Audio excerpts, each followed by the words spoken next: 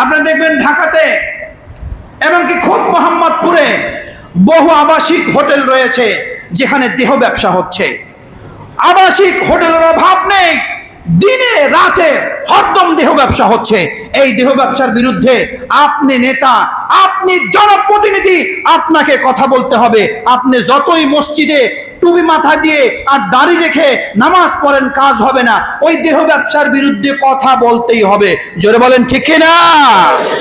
একজন ধরা খাইয়ে বলে টোল করতে পারেন, টোল নয়, এটাকে গোড়া থেকে নির্মূল করতে হবে। শত শত যুবকের চরিত্র নষ্ট হচ্ছে আবাসিক হোটেলগুলোতে। জোরে বলেন আছে কিনা? জোরে বলেন আবাসিক হোটেল আছে কিনা? এই আবাসিক হোটেলের মালিক কারা? মালিক কারা? কাদের মদদে দিনে রাতে যুবকের চরিত্র নষ্ট হচ্ছে?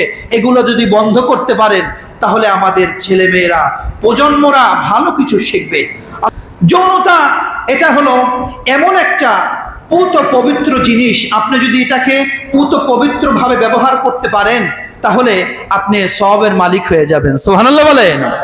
আপনার পবিত্র স্ত্রী, হালাল স্ত্রীকে নিয়ে আপনি ঘর সংসার করলেন, রাত্রি যাপন করলেন, আনন্দ উল্লাস করলেন, আপনার স্ত্রীকে নিয়ে আপনি ঘুরতে গেলেন, আপনার স্ত্রীকে নিয়ে আপনি সফর করলেন। আল্লাহ বললেন সব সময়টাকে আমি নফল বন্দিগির মধ্যে আমি অন্তর্ভুক্ত করে দিলাম। সুবহানাল্লাহ বলেন। আর আপনি একজন নারীকে নিয়ে, যার সাথে আপনার বিবাহ হয়নি, এমন একজন নারীকে নিয়ে আপনি সময় কাটালেন, ঘুরতে গেলেন, এমন একজন নারীকে নিয়ে আপনি এমন এক জায়গায় অবস্থান করলেন, সব কিছুর মধ্যে আল্লাহ পাকের গজব বর্ষিত হয় নাকি রহমত বর্ষিত হয়? জোরে বলেন গজব না রহমত? দুইটা রাস্তা ভাই। আপনি একজন মানুষ, আপনাকে আল্লাহ জান্নাতের মেহমান হিসেবে ঘোষণা করলেন, আর জাহান্নামের পথও দেখায় দিলেন। আপনার স্ত্রীকে নিয়ে আপনি জীবন যাপন করলেন, আপনার বউকে নিয়ে আপনি ঘোরাফেরা করলেন, এটা সব হবে।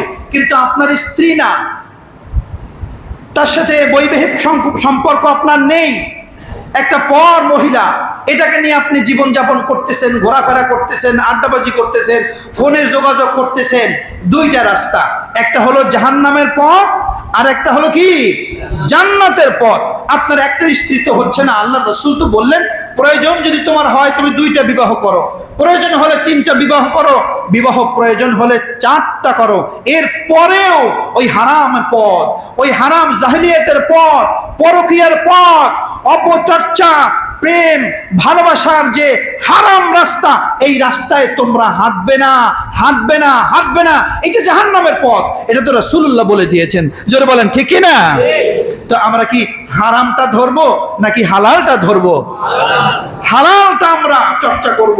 আর যখন দেখব হারাম পথে কোন মানুষ গিয়েছে, কোন নেতা গিয়েছে, কোন জনপ্রতিনিধি গিয়েছে, আমরা এর বিচার দাবি করবই করব। জোরে বলেন ঠিক কি না? সে যে হোক না কেন, সে যে দলের হোক না কেন, সে যে অফিসার হোক না কেন, সে যে ব্যবসায়িক হোক না কেন, অপরাধ করলে আমরা প্রতিবাদ করব। কারণ প্রতিবাদ যদি না হয় তাহলে এই অপরাধটা এস্টাবলিশড হয়ে যাবে। এই অপরাধ কি আমরা এই পরকীয়া, এই হারাম প্রেম, এই হারাম প্রেমের পরচর্চা, এইটা কি আমরা সমাজে প্রতিষ্ঠিত হতে দিব?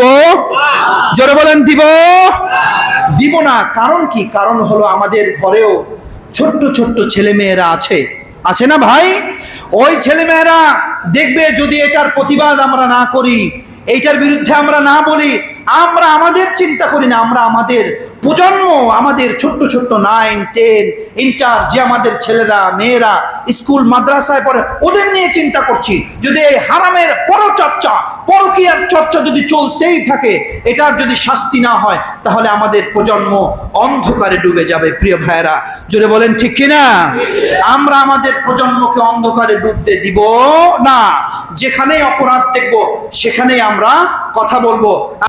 মুমিন হলো তারা যারা নিজেদের লজ্জাস্থানকে সংযত রাখে। অর্থাৎ যৌনতা পৃথিবীতে রব্বুল আলামিন মানুষকেও দিয়েছে, জীবজন্তু গরু ছাগলকেও দিয়েছে। জোরে বলেন দিয়েছে কিনা? দিয়েছে।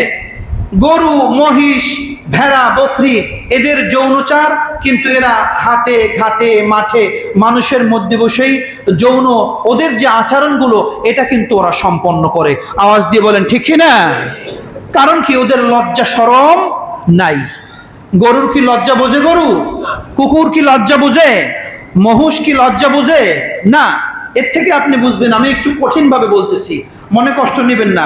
গরু, ছাগল, ভেড়া, বকরি এদের লজ্জা শরম নাই বলেই এরা হাটে ঘাটে মাঠে বসে যৌন আচরণগুলো তারা সম্পন্ন করে।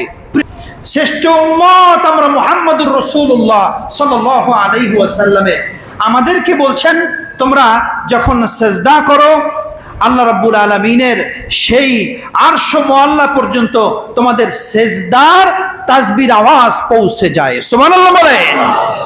আল্লাহ বললেন এই মানুষদের জন্য আমি জান্নাত তৈরি করলাম। আল্লাহ বলছেন ইন্নাল্লাযীনা আমানু ওয়া আমিলুস সালিহাতি কানাত লাহুম জান্নাতুল ফিরদাউসি নুজুলা।